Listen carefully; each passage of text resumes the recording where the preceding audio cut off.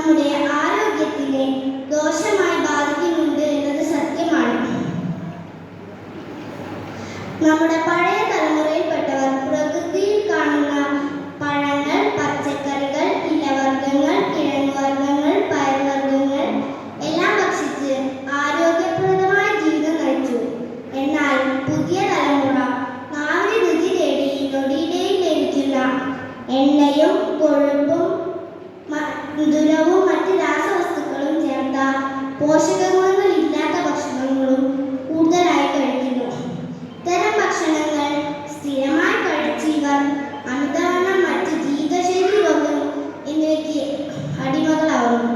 അതുകൊണ്ട് പുതിയ തലമുറ നല്ല ആരോഗ്യം നിലനിർത്താൻ സമീകൃതാഹാരം കഴിക്കേണ്ടതാണ്. ധാന്യങ്ങൾ, പഴങ്ങൾ, പച്ചക്കറികൾ, ഇലക്കറികൾ എല്ലാം ഉൾപ്പെടുത്തിയ ആഹാരങ്ങൾ നമുക്ക് നല്ല ആരോഗ്യം ഉറപ്പുവരുത്തുന്നു.